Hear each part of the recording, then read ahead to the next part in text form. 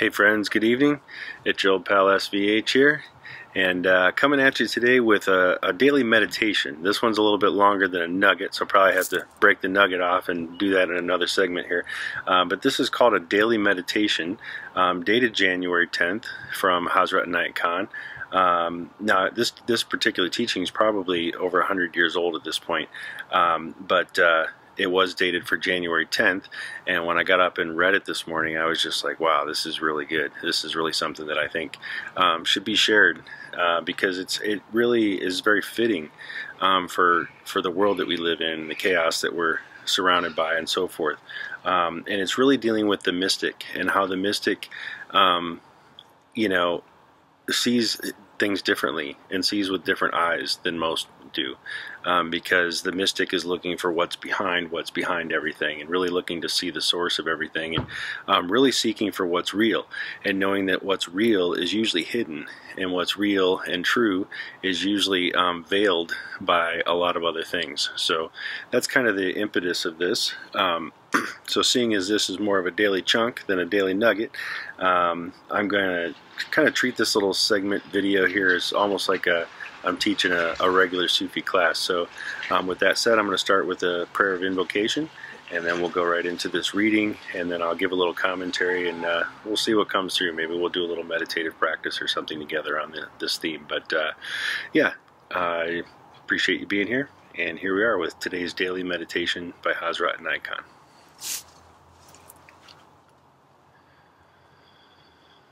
Toward the One, the perfection of love, harmony, and beauty, the only being, united with all the illuminated souls who form the embodiment of the messenger, the spirit of guidance.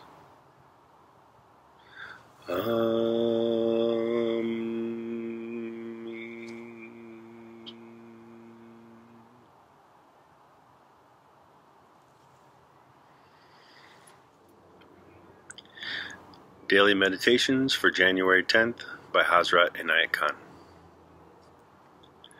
Things that seem real to an average person are unreal in the eyes of the mystic, and the things that seem unreal in the eyes of the average person are real in the eyes of the mystic. Little things that people take to heart will seem to him of little importance.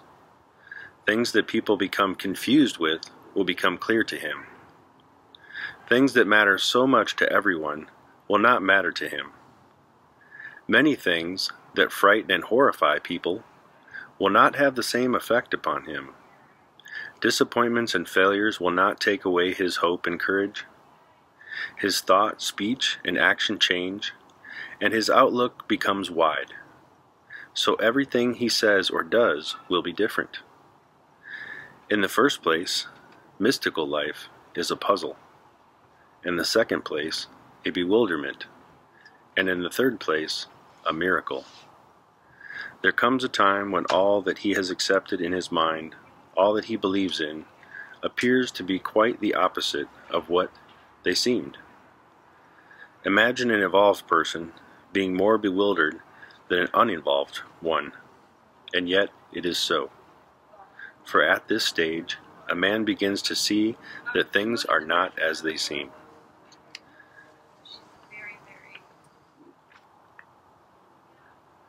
So if we kind of break this down a little bit, it really talks about the mystic and how he lives in the world but outside the world. And, there's a Sufi saying that we say that, the idea is to be inwardly to be with God, outwardly to be with the people. And I think this is really the idea of the mystic, is to really be completely entranced in God with every breath, every moment.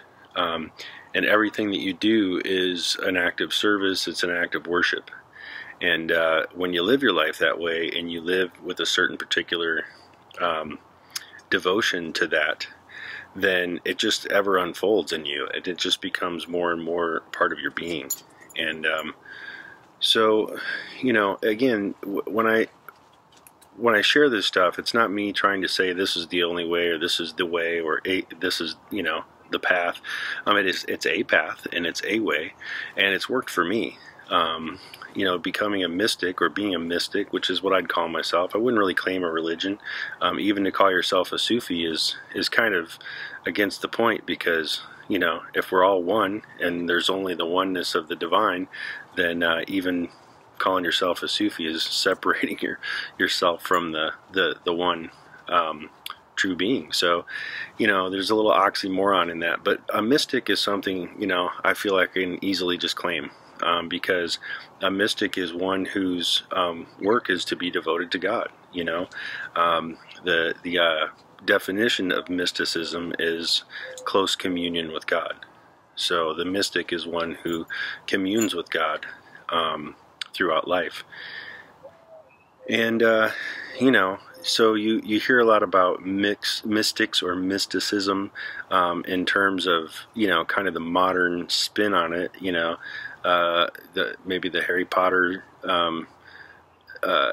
era, or, you know, some things like that. A lot of the, you know, the Twilight and all these other things, you know, make the mystical things seem interesting or exciting or enticing. But again, these are really false representations, and I think we'll come to find out that they're pretty perverse representations of some things that, you know, they tried to make normal to people, you know, in some of these things.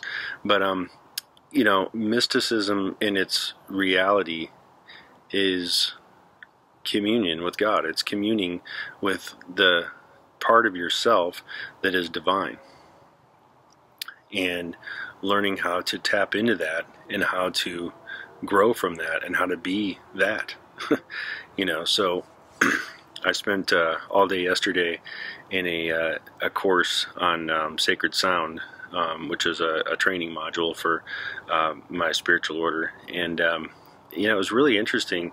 You know, I've worked a lot with sound, I've worked a lot with frequency and things like that, you know, and I've worked with these divine names, but that was one of the things that we really focused on, was, you know, working with these qualities, these divine names. So if you've heard of the 99 names of God, all of these different names have a different quality that they invoke.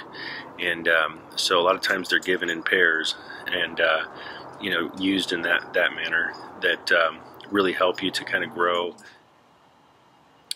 So to really understand the life of a mystic is to really understand what it means to really just be continually in search of truth, because God is ever unfolding and always unraveling and always revealing more of himself in life. And the more you start to really connect with that divinity within yourself, then the more you start to really experience God in all things. You know, I may have mentioned this before, but, you know, even a rock can give off a spark. It just needs another rock to strike against it to bring out the spark. So, you know, hopefully in sharing some of these ideas and mystical concepts, you know, maybe they tap the inner mystic in you a little bit to, you know, want to seek out to really be with God more inwardly as you're out with the people in our daily lives.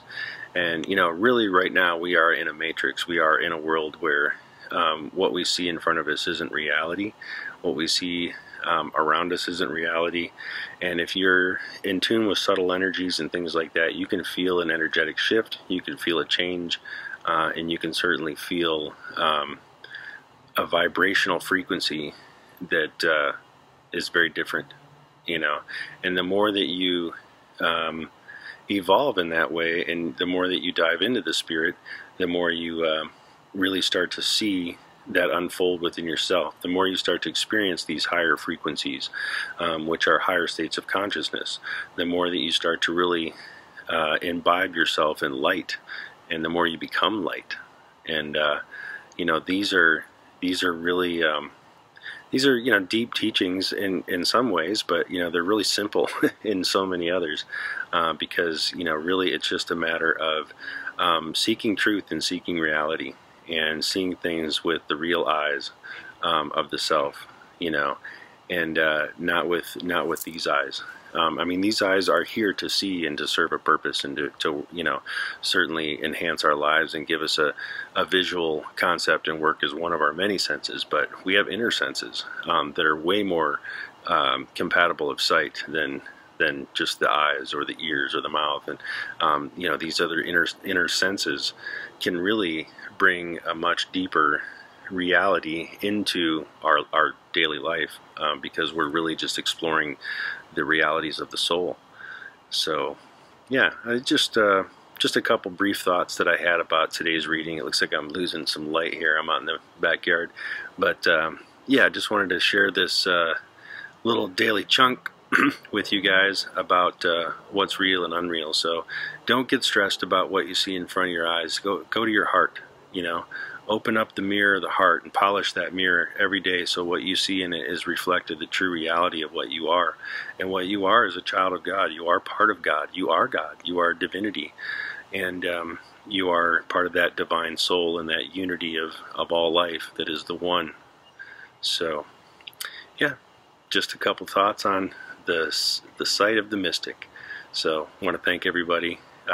Stay safe out there. Many blessings, and we will see you tomorrow. Amen.